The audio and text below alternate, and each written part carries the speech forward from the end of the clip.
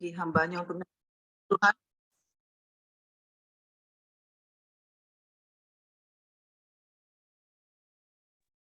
Shalom semuanya.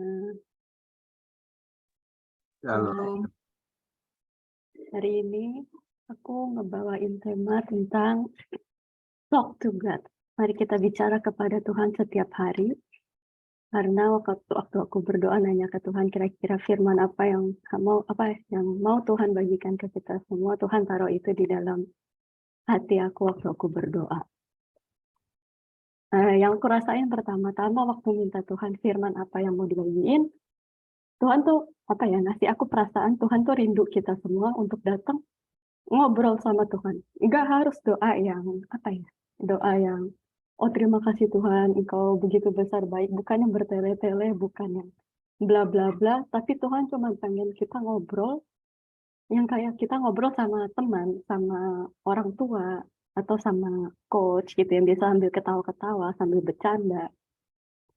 Tuhan tuh pengen kita ngobrol sama Tuhan yang kayak gitu, bukannya berarti respeknya dihilangkan dari Tuhan, tapi Tuhan pengen kita tahu, aku ini Bapak loh, aku ini teman, aku ini juga Tuhan. Jadi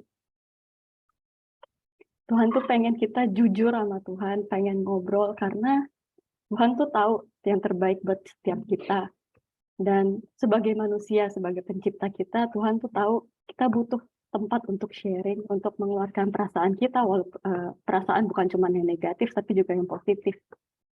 Jadi Tuhan pengen, yuk kalau kamu lagi senang, yuk ngobrol sama aku, ceritain, walaupun sebenarnya Tuhan sendiri udah tahu gitu kan, apa yang terjadi di hidup kita.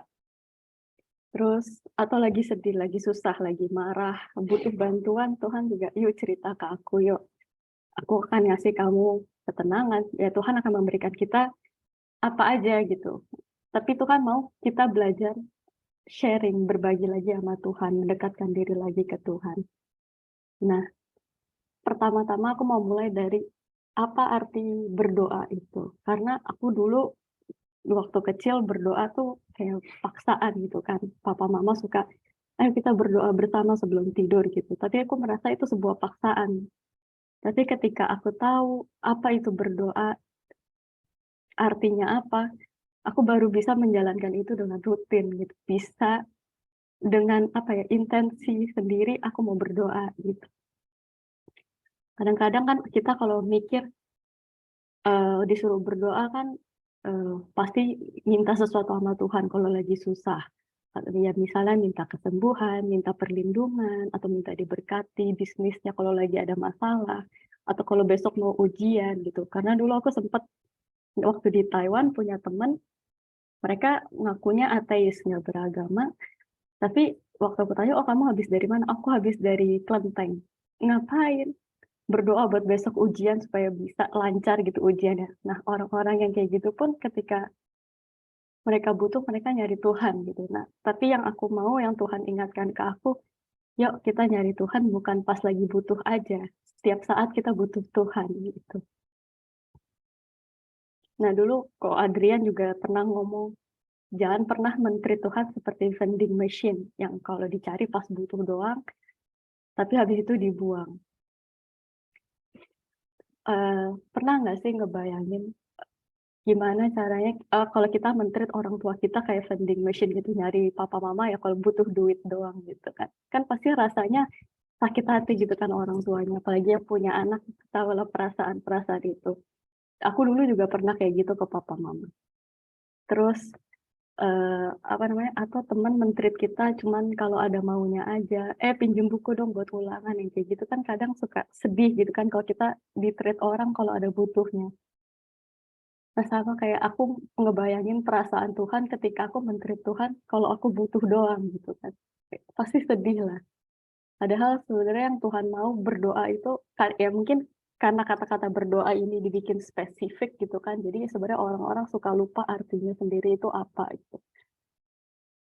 Kalau kita lihat di ayat di Yeremia 29:12, di situ dibilang, dan apabila kamu berseru dan datang untuk berdoa kepadaku, maka aku akan mendengarkan kamu. Tuhan tuh maunya kita ya, kalau yang bahasa Inggrisnya, then you will call on me and come and pray to me. kita yang memanggil Tuhan, kayak kita telepon atau WhatsApp Tuhan gitu. Karena berdoa sendiri kan bentuknya nggak harus oral, kadang ada yang mungkin lebih milih tulis tangan gitu kan. Itu bisa juga, jadi ya kayak sambil chatting sama Tuhan atau video call sama Tuhan. Dan Tuhan maunya kita yang punya inisiatif untuk datang ke Tuhan, untuk manggil Tuhan gitu loh. Nah, jadi sebenarnya apa sih arti berdoa itu? Sebenarnya berdoa itu adalah berbicara, berseru, ngobrol, curhat sama Tuhan. Kayak ngobrol sama teman tadi atau sama orang tua. Nah, contoh berdoa yang lebih realis itu ketika Tuhan pertama-tama di Kejadian, Tuhan pernah spend time sama Adam, ngobrol sama Adam. Itu pun juga salah satu wujud berdoa gitu. Terus ketika Tuhan manggil Nuh untuk bikin bahtera, itu juga salah satu wujud berdoa. Abraham, Yakub, Daud, bentuk obrolan yang mereka punya dengan Tuhan itu salah satu doa. Jadi berdoa itu bukan paksaan gitu loh. Sebenarnya itu cuma obrolan ringan yang kita punya sama Tuhan. Terus kalau mau lihat lagi dari contohnya Yesus dari pagi sampai malam dia terus ngobrol sama Tuhan. Apapun yang keluar dari mulut Yesus, apapun yang Tuhan Yesus lakukan itu semua turun dari Tuhan gitu. Nah, terus contoh berikutnya lagi juga ada rasul-rasul yang mulai berdoa setelah mereka nanya ke Tuhan Yesus, bagaimana cara berdoa. Nah, sekarang yang aku mau bahas, kenapa berdoa itu penting. Kalau kita mau membangun relasi dan mengenal orang lebih baik, kita harus memulai dengan berkomunikasi. Sama juga kalau kita mau membangun punya relasi dengan Tuhan, mau kenal Tuhan lebih lagi, ya kita harus banyak-banyak ngobrol sama Tuhan, rajin-rajin berdoa, sering ngobrol sama Tuhan, dan baca Alkitab. Karena dengan baca Alkitab, kita dapat gambaran Tuhan itu seperti apa.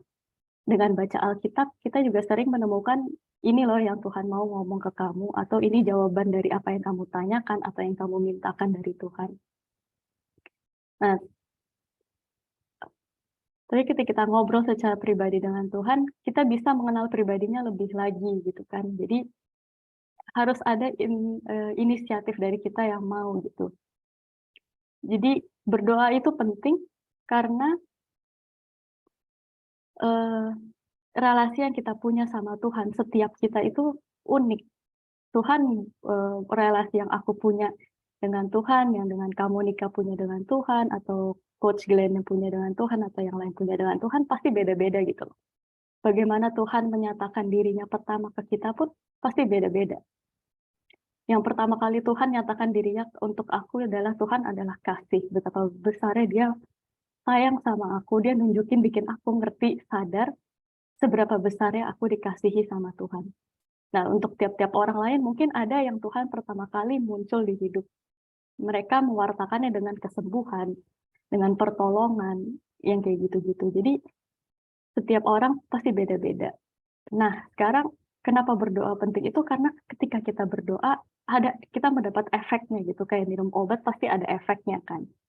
Nah, efek dari berdoa, yang pertama itu kita pasti merasa dikasihi. Yang seperti tadi aku bilang. Ketika aku berdoa, Tuhan menyatakan, dia membuat aku sadar, oh, aku tuh sayang sama kamu kayak gini loh, Ling. Kasihku tuh kayak gini loh. Dan ketika aku sadar Tuhan sayang sama aku, waktu dia menyatakan itu di depan aku hanya bisa tersenyum gitu. Aku merasa lega, aku senang, aku benar-benar perasaan sukacita yang nggak pernah aku dapatkan gitu. Nah, yang kedua, mendapatkan sukacita karena Tuhan sendiri pun pengen setiap kita memiliki sukacita, hidup kita bahagia begitu loh, sebagai orang Kristen pengikut Yesus. Yang ketiga, mendapatkan damai sejahtera. Aku nggak tahu apakah yang lain pernah merasakan ketika berdoa mendapatkan damai sejahtera, tapi ketika aku berdoa, ketika aku marah, ketika aku sedih, Tuhan memberikan aku damai sejahtera yang cuma Tuhan yang bisa. Walaupun kadang-kadang waktu lagi marah atau lagi sedih itu aku ditegur sama Tuhan, tapi setelah Tuhan negur aku jadi tenang, aku dapat damai sejahtera dan aku bisa punya perspektif baru dari apa yang terjadi gitu di dalam hidupku. Terus yang keempat, menjadi lebih sabar. Kenapa menjadi lebih sabar?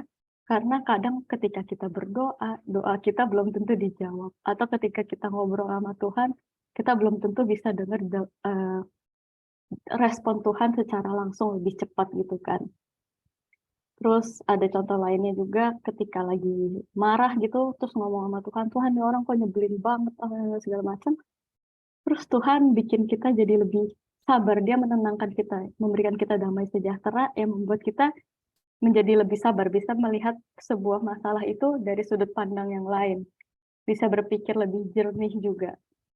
Karena ketika kita marah atau emosi kita sedang tinggi gitu kan, untuk berpikir jernih susah gitu. Tapi Tuhan membantu kita untuk menenangkan pikiran kita, menenangkan hati kita, dan membuat kita melihat dari perspektifnya Tuhan.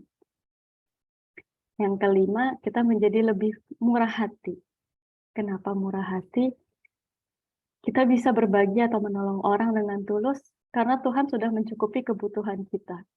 Dengan berdoa pun, yaitu kita kebutuhan kita tuh Tuhan cukupi di waktu yang tepat, di saat yang tepat, bukan di waktu yang kita mau.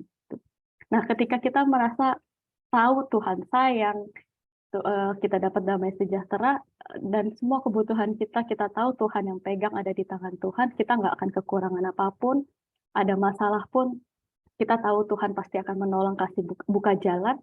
Kita dalam situasi apapun, kita akan dengan murah hati bisa membantu orang yang membutuhkan bantuan, atau bisa lebih, kalau ada orang yang membutuhkan sesuatu, kita bisa berbagi dengan mereka gitu.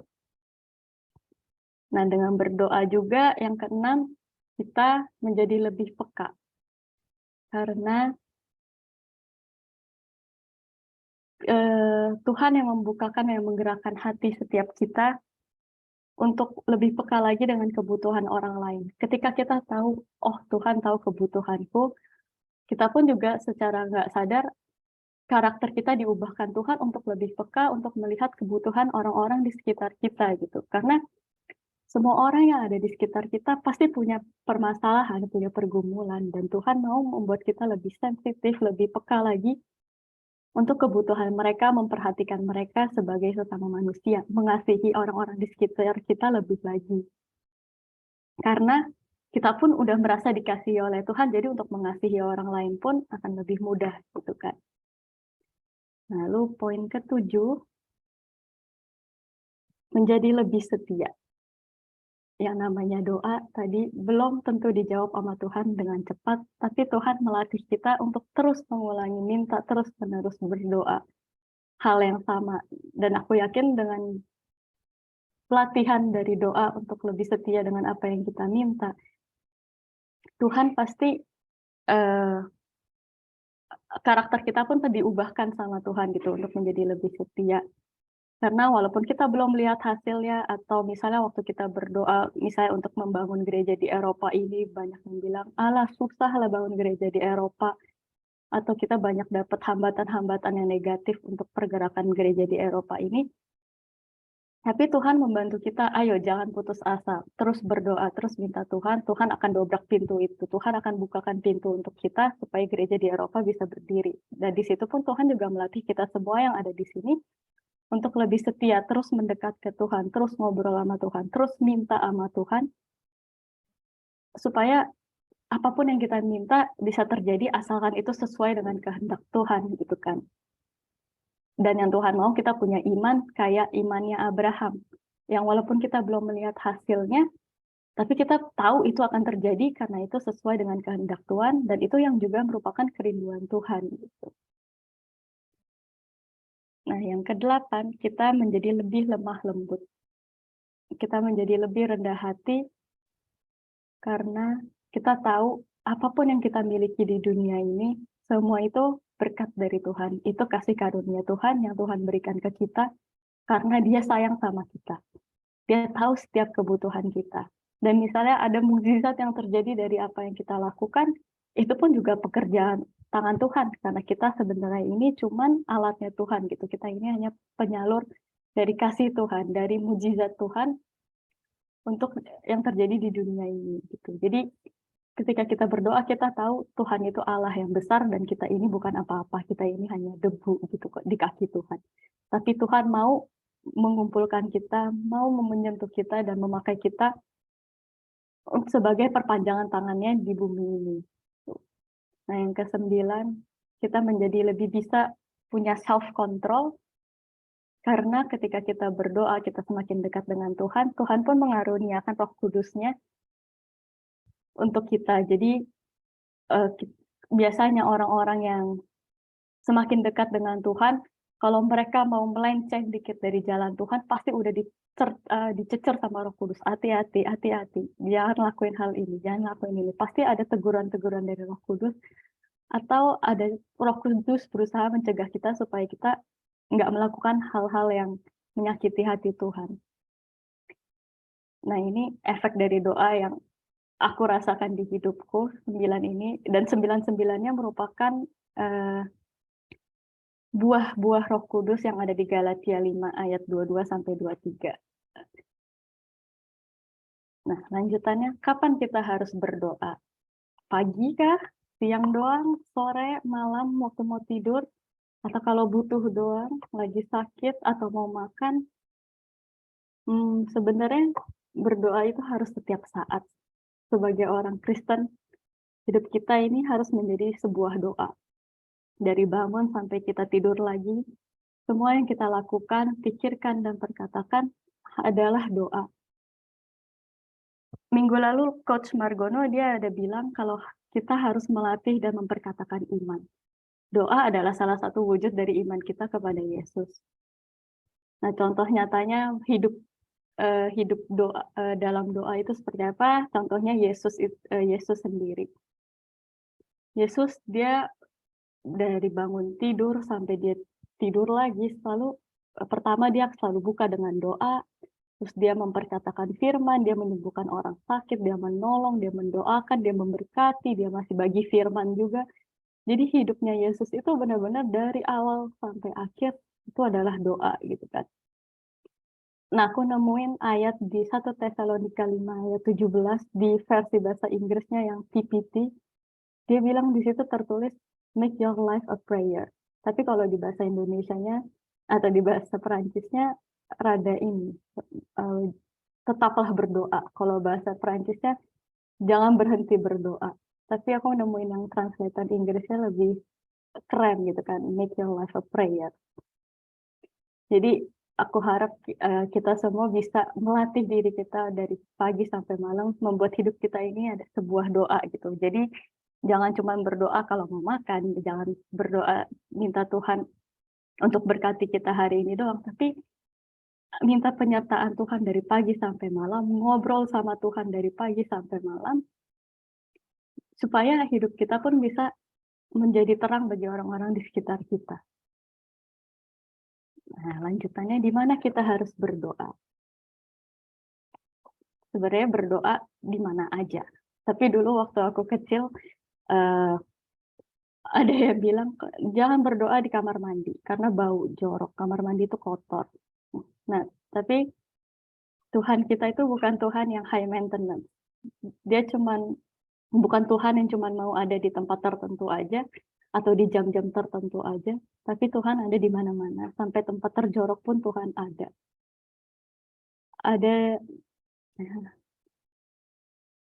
Karena kan situasi tiap orang beda-beda gitu kan ya. Ada yang rumahnya penuh banget, tapi ruangannya cuma sedikit. Jadi kalau mau berdoa dapat tempat yang privasi sama Tuhan, kadang cuma bisa di kamar mandi atau di dapur, atau ntar di pojok ruangan cuci baju gitu-gitu.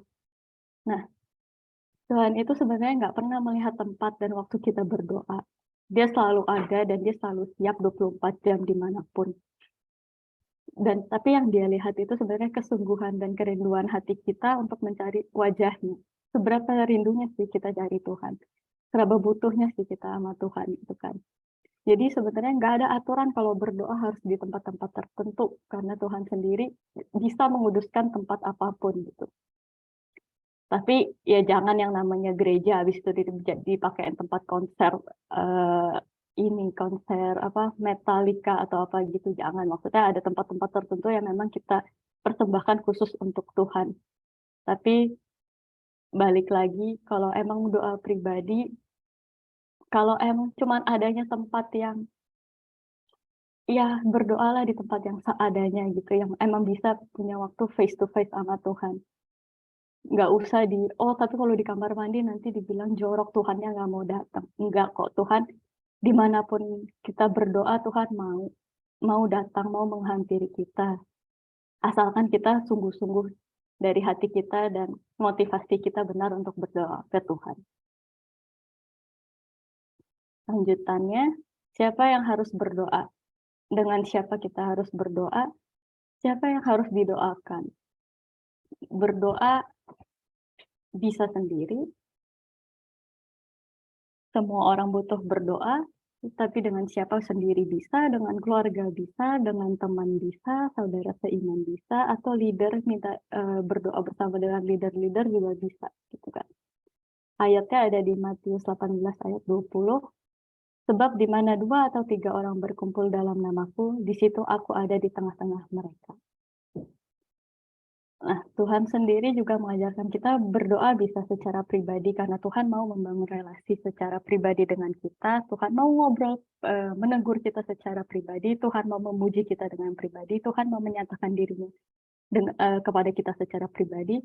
Tapi ada di mana Tuhan mau kita berdoa bersama saudara seiman agar kita bisa saling menguatkan satu sama lain, mendorong satu sama lain lebih dekat lagi dengan Tuhan, membagikan pengalaman kita dari doa pribadi kita untuk orang-orang di sekitar kita gitu. Jadi Tuhan mau kita ada untuk saling mendukung, saling menopang satu sama lain. Jadi kalau ada yang mundur, ada yang bisa bantu tarik gitu. Jadi tadi Vera sharing, kita nggak berjalan sendiri. Kita selalu punya teman seiman yang bisa siap untuk menggandeng kita, membimbing kita untuk jalan bersama-sama di jalan Tuhan. Lanjutannya, siapa yang harus didoakan? Kita harus berdoa untuk semua orang, karena di 1 Timotius 2 ayat 1-2, pertama-tama aku menasehatkan, naikkanlah permohonan, doa syafaat, dan ucapan syukur untuk semua orang, untuk raja-raja, dan untuk semua pembesar, agar kita dapat hidup tenang dan tentram dalam segala kesalehan dan kehormatan. Jadi siapakah yang harus didoakan? Semua orang. Dari orang terdekat, keluarga, saudara seiman, leader, presiden pun harus kita doakan. Orang-orang yang masih terhilang pun, guru, bos, rekan kerja, semua orang-orang di sekitar kita harus kita doakan. Karena orang-orang di sekitar kita pun punya impact ke dalam hidup kita gitu. Jadi Tuhan mau kita berdoa untuk semua orang agar mereka pun juga merasakan kasih Tuhan, karena Tuhan pun mengasihi orang-orang tersebut. Tuhan juga mau memberkati orang-orang orang-orang di sekitar kita yang kenal Tuhan ataupun enggak gitu. Karena Tuhan adalah kasih. Jadi kita pun juga harus belajar mendoakan orang-orang di sekitar kita, bukan hanya kita doang, bukan hanya orang yang kita sayang doang, bukan hanya orang yang kita kenal doang, tapi Tuhan mau kita berdoa untuk semua orang, untuk kepentingan semua orang. Karena Tuhan pun rindu kita semua diselamatkan. Untuk semua orang mengenal Tuhan lebih lagi. Nah, poin terakhir, pertanyaan terakhir, bagaimana cara berdoa? Yang pertama, berdoalah dengan roh, akal budi, dan tubuh. Kenapa kita harus berdoa dengan roh, akal budi, dan tubuh? Ayatnya ada di 1 Korintus 14, ayat 15. Jadi, apakah yang harus kubuat? Aku akan berdoa dengan rohku, tetapi aku akan berdoa juga dengan akal budiku. Aku akan menyanyi dan memuji dengan rohku, tetapi aku akan menyanyi dan memuji juga dengan akal budiku. Nah, kenapa kita membutuhkan roh, akal budi, dan tubuh? Yang pertama, roh itu roh yang mencari-cari, yang merindukan dan menantikan Tuhan. Kita butuh roh yang haus dan lapar akan Tuhan, supaya kita ada inisiatif untuk mencari dan rindu akan Tuhan. Karena kalau kita lihat orang-orang di luar sana yang belum kenal Tuhan, mereka nggak punya roh ini yang rindu mencari Tuhan, yang ada kerinduan untuk berdoa kepada Tuhan, untuk ngobrol sama Tuhan. Yang kedua, kenapa harus berdoa dengan akal budi? Karena jiwa yang haus akan air kehidupan pasti akan menyediakan waktu untuk Tuhan. Itu yang tadi aku bilang, kita harus ada inisiatif sendiri untuk berdoa. Nah, kenapa tubuh penting juga? Tubuh ini Tuhan yang kasih, ini hanya bejana untuk roh dan akal budi kita, tapi dengan tubuh kita ini, kita bisa menunjukkan eh, salah satu bentuk kita menghormati Tuhan. Mungkin ketika kita berdoa, kita bisa tersungkur, kita tangan tengadah. Tuhan memberikan kita tubuh ini untuk bisa mengekspresikan kerinduan kita kepada Tuhan ketika kita berdoa dan ngobrol sama Tuhan. Dan kenapa harus tiga-tiganya? Karena Tuhan mau kita datang seutuhnya kepada Tuhan. Ketika kita datang seutuhnya kepada Tuhan, kita akan mendapatkan sesuatu gitu. Entah itu jawaban, entah itu cuman ketenangan atau kedamaian, atau kita merasa dikasihi, atau kita tiba-tiba merasa lega, dapat sukacita, dikasih solusi, atau diberikan kekuatan lebih untuk berjalan di dalam pergumulan-pergumulan kita. Makanya kita harus datang totalitas kepada Tuhan, tubuh, jiwa, dan roh. Nah, terus yang kedua, kita harus berdoa dengan iman. Di Mazmur 37 ayat 5-6. Serahkanlah hidupmu kepada Tuhan dan percayalah kepadanya, dan Ia akan bertindak. Ia akan memunculkan kebenaranmu seperti terang dan hakmu seperti siang. Nah, di sini Tuhan sendiri juga bilang, kita kalau berdoa harus pakai iman. Ngapain kita berdoa nggak ada iman tuh kayak ngeledek Tuhan sebenarnya. Kayak apa sih? Mancing-mancing Tuhan. Tuhan kalau kamu beneran ada, tunjukin dong dengan mujizat kayak gitu. Sedangkan kan kalau orang beriman, aku percaya, aku tahu Tuhan bergerak, aku tahu Tuhan bekerja di balik semua ini. Karena ya kita tahu Tuhan itu ada, Tuhan itu nyata, dan dia punya rencana yang indah, dia punya plan-plan yang luar biasa, dia tahu waktu yang tepat untuk hidup kita gitu kan. Sedangkan kalau kita nggak percaya, doa cuman, Tuhan kalau kamu beneran ada, jadiin aku orang kaya. Tuhan kalau kamu beneran ada, sembuhin aku. Kan sebenarnya kayak nantang Tuhan gitu. Nggak ada hormat-hormatnya sama Tuhan. Sedangkan kalau kita berdoa dengan iman, kita tahu dan kita respect dengan kuasa Tuhan. Nah, di ayat berikutnya Matius 21 ayat 22. Dan apa saja yang kamu minta dalam doa dengan penuh kepercayaan, maka kamu akan menerimanya. Di sini Yesus sendiri yang memastikan kalau kita meminta segala sesuatu dengan iman, pasti kita akan menerima. Entah itu waktunya kapan, kita nggak ada yang tahu, tapi percayalah kita pasti menerima.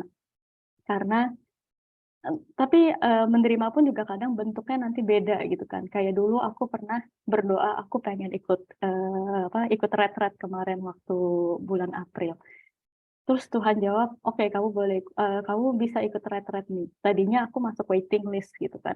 Aku pikir, mungkin udah nggak dapet kali ya kalau udah dimasukin waiting list. Ternyata ada yang mundur gitu kan, nggak ikut retret. Terus jadinya aku bisa ikut retret.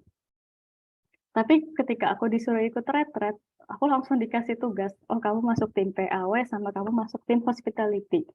Nah, PAW aku kayak, waduh, belum apa-apa gitu kan.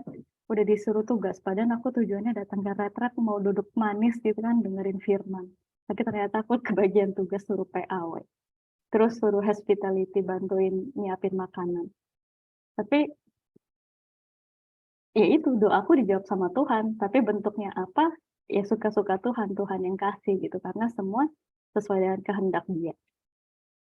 Dan Tuhan tahu apa yang terbaik untuk kita gitu. Jadi ketika aku disuruh pelayanan PAW sama hospitality, sebenarnya aku sempat ngeluh sih, Tuhan kan aku datang kan cuma mau dengerin firman, kenapa dikasih tugas gitu. Tapi dengan aku dikasih tugas itu, aku ketemu dengan orang-orang yang luar biasa. Orang dari mereka ini aku melihat, wah gila ya, iman mereka, kepercayaan mereka kepada Tuhan tuh luar biasa banget gitu.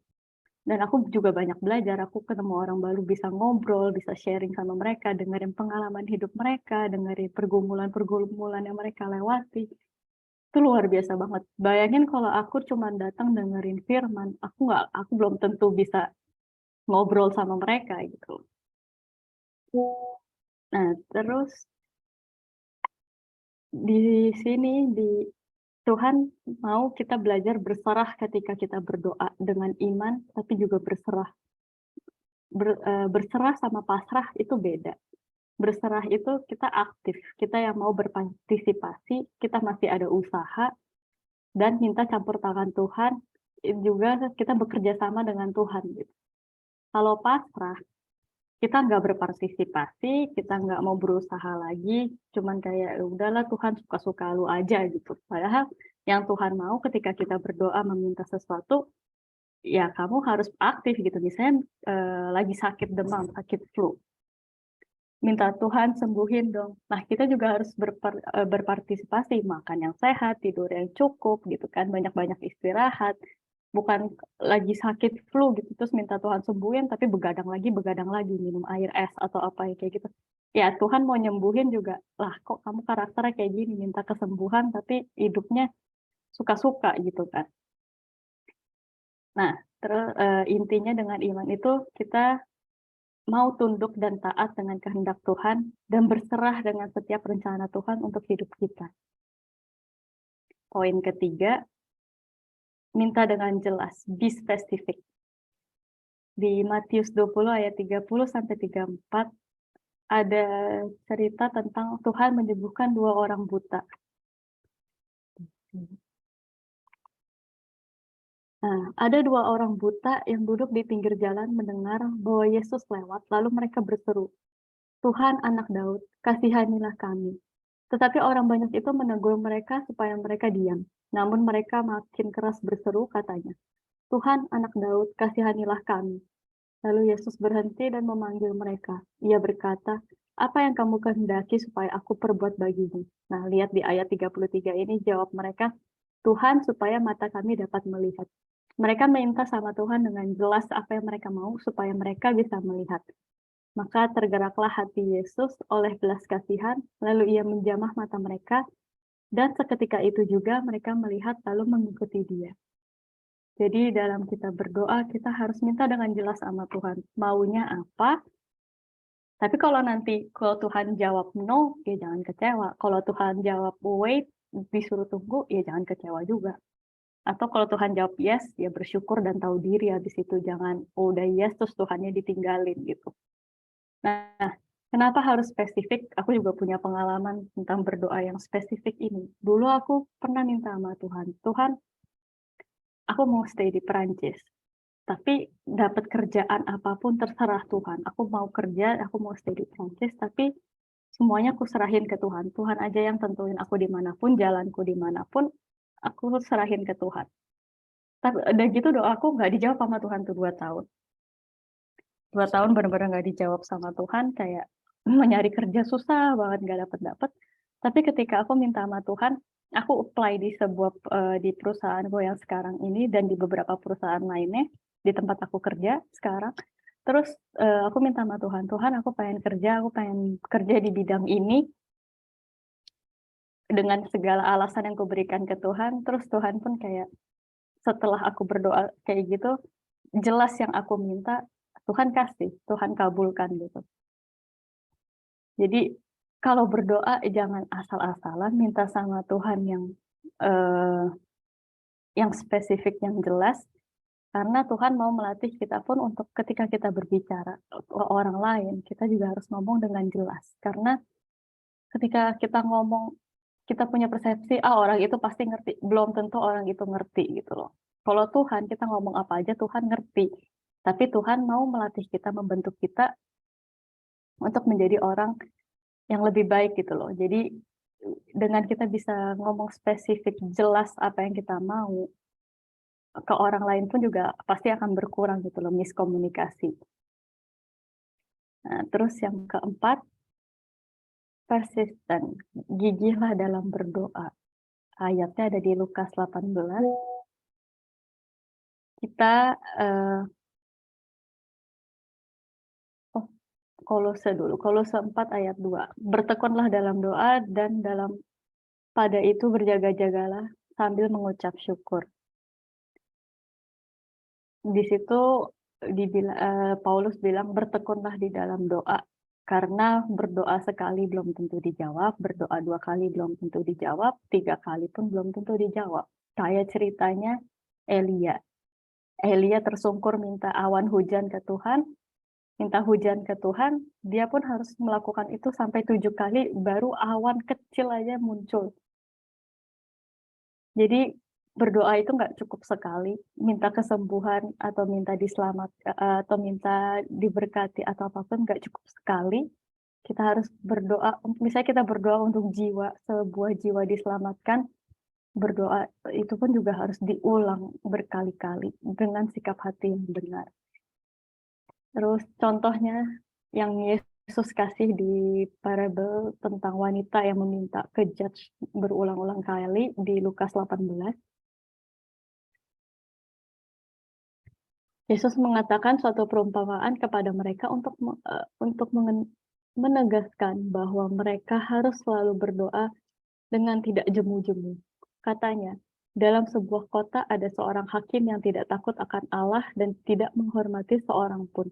Dan di kota itu ada seorang janda yang selalu datang kepada hakim itu dan berkata, belalah hakku terhadap lawanku. Beberapa waktu lamanya hakim itu menolak. Tetapi kemudian ia berkata dalam hatinya, walaupun aku tidak takut akan Allah dan tidak menghormati seorang pun, next. Namun karena janda ini menyusahkan aku, baiklah aku membenarkan dia, supaya jangan terus saja ia datang dan akhirnya menyerang aku. Kata Tuhan, camkanlah apa yang dikatakan hakim yang lalim itu. Tidakkah Allah akan membenarkan orang-orang pilihannya yang siang malam berseru-seru kepadanya? Dan adakah ia mengulur-ngulur waktu sebelum menolong mereka? Aku berkata kepadamu, ia akan segera membenarkan mereka. Akan tetapi jika anak manusia itu datang, adakah ia mendapatkan iman di bumi? Nah, kalau kita lihat dari yang ayat 18 ini, dari contoh yang Tuhan Yesus kasih sendiri, kita harus terus meminta ke Tuhan. Jangan jemu-jemu, apalagi kalau untuk keselamatan jiwa-jiwa. Tuhan pasti mau, Tuhan pasti akan menggerakkan gitu. Percaya aja setiap kita berdoa, Tuhan itu selalu sudah bekerja di belakangnya gitu. Karena Tuhan tahu, dan Tuhan tahu kerinduan hati kita, dan ketika kerinduan hati kita sama, sejalan dengan kerinduan hati Tuhan, Tuhan udah menyiapkan segala sesuatunya di waktu yang tepat. Karena tadi Tuhan Yesus sendiri juga bilang, Tuhan nggak akan mengulur-ngulur waktu. Kalau memang itu sudah waktunya, pasti akan terjadi. Tapi Tuhan nggak pernah terlambat juga. Jadi jangan bilang, Tuhan nggak jawab doaku, atau Tuhan nggak mau jawab, segala macam. Semua ada waktunya, sesuai dengan kehendak Tuhan, karena Tuhan tahu waktu yang terbaik untuk jawaban atas doa-doa kita. Jadi jangan berkecil hati kalau doanya belum dijawab, atau belum, misalnya kayak ada yang sakit, belum dikasih kesembuhan. Nikmati aja hadirat Tuhan di dalam masa pergumulan kita ini, karena disitulah dengan pergumulan itu kita belajar bisa bersyukur, kita bisa belajar melihat segala sesuatu dari perspektif Tuhan. Terus yang kelima, humble yourself, merendahlah di hadapan Tuhan. Di Lukas, lanjutannya dari Lukas yang tadi ayat 9-14, dan kepada beberapa orang yang menanggapi dirinya benar dan memandang rendah semua orang lain, Yesus mengatakan perumpamaan ini. Ada 2 orang pergi ke bait Allah untuk berdoa. Yang seorang adalah Farisi dan yang lain pemungut cukai. Orang Farisi itu berdiri dan berdoa dalam hatinya begini, ya Allah, aku mengucap syukur kepadamu karena aku tidak sama seperti semua orang.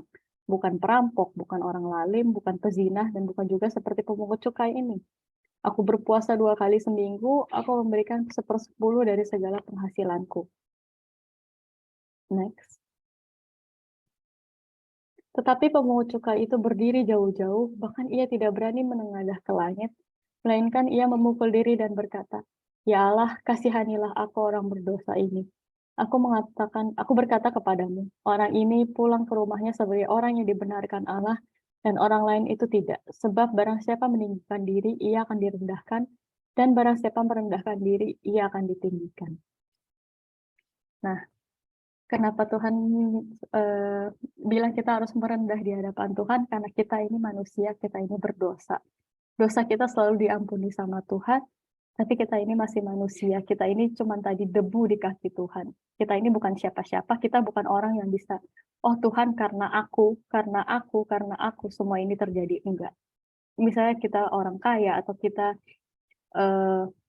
doa kita menyembuhkan orang, segala sesuatunya itu bukan hasil tangan kita. Itu semua karena Tuhan yang mau. Kamu diberkati, aku diberkati pun juga itu hasil kerja Tuhan gitu. Semua berkat Tuhan. Aku dikasih orang tua yang luar biasa, dikasih saudara-saudara yang luar biasa, aku hidup di dalam kecukupan yang luar biasa, itu pun semua berkat dan kasih karunia Tuhan. Karena kalau enggak, aku nggak tahu hidupku kayak apa gitu. Semuanya nggak ada yang hasil usahaku, nggak ada yang jerih payahku. Tuhan yang udah sediakan untuk aku. Asalkan aku mau dan berjalan di jalannya Tuhan. Jadi jangan pernah berpikir, oh karena aku orang ini selamat, oh karena aku orang ini kenal Tuhan.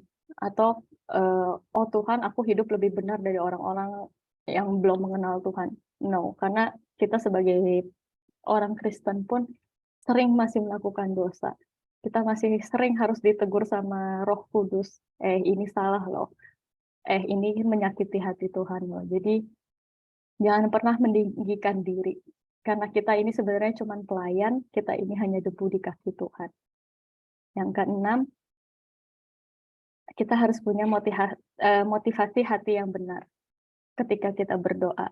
Ayatnya ada di Lukas 18:15-17. Maka datanglah orang-orang membawa anak-anaknya yang kecil kepada Yesus supaya ia menjamah mereka. Melihat itu, murid-muridnya memarahi orang-orang itu. Tetapi Yesus memanggil mereka dan berkata, biarkanlah anak-anak itu datang kepadaku, dan jangan kamu menghalang-halangi mereka, sebab orang yang seperti itulah yang mempunyai kerajaan Allah. Aku berkata kepadamu, sesungguhnya barang siapa tidak menyambut kerajaan Allah seperti seorang anak kecil, ia tidak akan masuk ke dalamnya. Nah, motivasi hati yang benar itu kayak apa? Kayak hati anak-anak kecil. Kalau kita tanya ke anak kecil, kamu hari ini perasaannya gimana? Hari ini gimana? Mereka akan jawab dengan jujur. Atau bahkan kayak makanan. Makanannya enak atau enggak? Anak-anak kecil pasti akan jawab dengan jujur kalau makanan itu enak atau makanan itu enggak enak. Nah, Tuhan itu mau kita datang dan menerima Tuhan, masuk hadiratnya itu dengan hati seperti anak-anak. Bukan cuman yang jujur, tulus, tapi Tuhan juga mau kita menjadi anak-anak yang haus dan lapar, yang butuh orang tuanya, yang butuh papanya. Tuhan mau kita seperti itu. Datang dengan hati sebagai anak yang butuh papanya, yang pengen laporan cerita ke papanya, "Papa hari ini aku di sekolah habis kayak gini-gini," atau "Papa hari ini kerjaanku kayak gini-gini." Tuhan pengen kita yang datang sebagai gitu. Karena di mata Tuhan, kadang kan kalau jadi orang tua ngelihat anaknya kan, mau anaknya umur 30, 40 pasti masih kelihatan, ya kamu anak saya gitu kan. Kamu akan terlihat anak 5 tahun di mata saya gitu. Nah, Tuhan pun melihat kita kadang-kadang, ya itu, kamu tuh anakku loh, kamu aku yang buat, kamu aku yang bentuk, kamu aku yang rajut. Jadi Tuhan mau kita punya motivasi seperti anak kecil yang selalu tulus, jujur, dan yang merindukan Tuhan selalu. Yang ketujuh, yang paling penting, jangan berhenti berdoa sampai kamu mendengarkan Tuhan atau sampai hatimu diubahkan Tuhan. Ada yang bilang jangan berhenti berdoa sampai sesuatu terjadi. Nah, aku tapi kalau mendengar kata sesuatu terjadi itu di pikiranku cuman, oh kalau doaku dijawab Tuhan, atau aku dikasih solusi sama Tuhan, atau aku disembuhkan Tuhan, yang kayak gitu.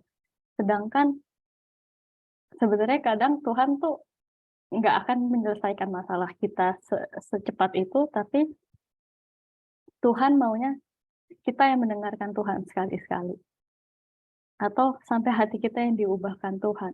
Misalnya kayak aku selalu berdoa untuk diriku sendiri. Dari aku mau dapat kerja segala macam, lulus S2, semua aku minta Tuhan, Tuhan aku mau lulus, Tuhan aku mau dapat kerja. Tapi suatu saat aku diminta untuk doa syafaat di CG, terus baru aku sadar gitu kayak, oh iya ya, aku harus coba mendoakan orang lain gitu di dalam doa pribadiku, yang kudoakan orang lain.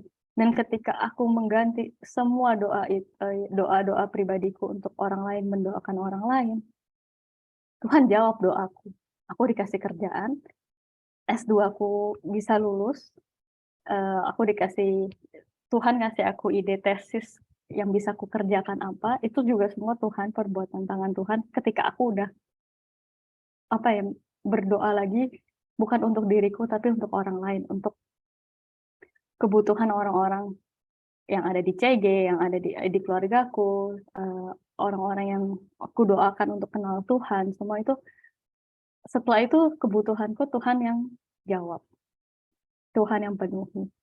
Terus pernah juga aku sakit hati banget sama orang, aku marah banget sama orang ini, terus aku berdoa sama Tuhan, terus Tuhan bilang, "Kamu yang minta maaf ke dia,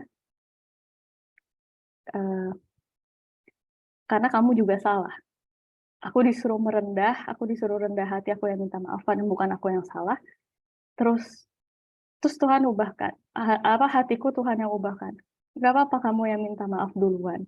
Kamu tunjukin, sebagai anak Tuhan itu, nggak harus yang salah yang minta maaf, bukan, kalau kamu emang ada salah ya kamu minta maaf," gitu. Karena waktu aku marah banget sama orang ini, ya bukan cuma dia yang salah, habis itu, reaksiku ke dia juga salah gitu. Jadi Tuhan bilang, "Kamu minta maaf ke dia, baru kamu bisa ngomong pelan-pelan, tunjukin nih sebagai anak Tuhan, kamu harus rendah hati, kamu harus minta maaf, kamu harus belajar mengampuni." Di situ bukannya aku di dipok-pokin sama Tuhan, "Iya dia salah, kamu yang benar." Enggak, tapi Tuhan yang mengubahkan hati aku, minta maaf sana. Terus ada juga ketika aku berdoa sama Tuhan, aku tuh berdoa cuma terus-terusan berdoa, pakai kata-kata gitu, terus sampai satu titik Tuhan, "Pauline, stop, aku mau ngomong." Dia sampai gitu. Karena yang namanya komunikasi kan nggak cuma satu arah, komunikasi kan dua arah ya. Jadi ketika kita berdoa pun, kasih waktu ke Tuhan untuk bicara sama kita juga. Jangan cuma kita terus-terusan yang ngomong, tapi kasih waktu ke Tuhan, karena Tuhan juga dia pengen menyampaikan sesuatu ke kita. Tapi penyampaiannya belum tentu Tuhan ngasih itu secara oral, tapi kadang-kadang dengan baca Alkitab, apa segala macam. Atau kadang-kadang kalau lagi ngeliat post di IG, kadang Tuhan juga bisa bicara sama kita. Jadi, ya jangan dipatokin, Tuhan kalau ngomong sama aku, pasti oral gitu, enggak. Tapi ketika berdoa, mintalah sama Tuhan, "Tuhan buka telinga, buka pikiranku, buka mataku, supaya aku bisa mendengarkan apa yang Engkau mau katakan ke aku." Minta sama Tuhan, karena jujur sih aku kalau nggak digituin sama Tuhan, aku pasti sampai sekarang berdoa sama Tuhan masih yang cuman satu arah, aku doang yang ngomong, Tuhannya aku cuekin kalau dia mau ngomong gitu. Nah, ayatnya ada di next-nya enggak ada nih. Nah, dari pergumulan-pergumulan yang kita lewatin ini, tujuan Tuhan adalah membentuk karakter kita menjadi seperti Kristus. Terus Tuhan juga mau kita menjadi tempat bersandar ya Tuhan. Nah, gimana cara kita bersandar sama Tuhan? Ya itu kita harus rajin-rajin ngobrol sama Tuhan. Karena kalau kita nggak rajin-rajin ngobrol sama Tuhan, pasti Tuhan tuh terlewat dari pikiran kita gitu. Sedangkan ketika kita apa-apa selalu ngomong sama Tuhan, apa-apa laporan sama Tuhan, Tuhan yang ada di pikiran kita pertama, ketika ada sesuatu terjadi di dalam hidup kita, pasti yang kita akan cari pertama kali adalah Tuhan. Dan itu yang juga Tuhan rindukan dari kita adalah bersandarlah ke Tuhan. Kita akan berjalan bersama-sama dengan Tuhan, di kuknya Tuhan bersama-sama. Dan satu lagi, jangan pernah merasa Tuhan nggak pernah mendengarkan doa kita, karena doa kita selalu didengar sama Tuhan. Bahkan kita ngomong biasa aja sama teman, Tuhan dengarkan gitu. Jadi percayalah, Tuhan selalu buka telinganya untuk kita 24 jam. Jangan pernah sakit hati sama Tuhan kalau ditolak doanya, tapi percaya Tuhan memberikan selalu yang terbaik, karakter kita yang selalu mau dibentuk sama Tuhan. Sekian sharing firman-Ku hari ini. Mari kita berdoa bersama-sama. Bapak, terima kasih Bapak karena Engkau memberikan kesempatan kami Bapak untuk mendengarkan firman-Mu Bapak pada Sabtu malam hari ini Bapak. Kiranya Bapak biarlah firman yang Kau bagikan kepada setiap kami malam hari ini Bapak tertanam Bapak di setiap hati kami, berakar dalam Bapak, sehingga dapat berbuah lebat di dalam hati kami Bapak. Bapak bantu kami lagi Bapak untuk terus-menerus mau berbicara kepadamu Bapak, biarlah Engkau yang menjadi kerinduan kami setiap harinya Bapak. Bapak, kami percaya Bapak bahwa Engkau mendengarkan setiap perkataan kami, setiap permintaan kami Bapak, dan kami tahu Bapak bahwa Engkau tahu setiap pergumulan hati kami Bapak. Kami tahu juga Engkau selalu menyertai kami Bapak. Kami mau Bapak Engkau bentuk lagi Bapak, bentuk lagi menjadi seperti Kristus Bapak. Kami percaya Bapak, tidak ada yang mustahil di dalam nama-Mu Bapak. Pakai kami lebih lagi Bapak. Usik hati kami terus Bapak jika kami lupa Bapak untuk berbicara kepadamu setiap harinya Bapak. Bapak, kami sungguh-sungguh bersyukur Bapak atas kasih karunia yang Kau berikan kepada setiap kami. Doa ini kami serahkan di dalam nama Tuhan Yesus. Amin. Amin. Terima kasih Caroline untuk sharing firman-Nya hari ini. Sangat terberkati sekali. Kita di sini diingatkan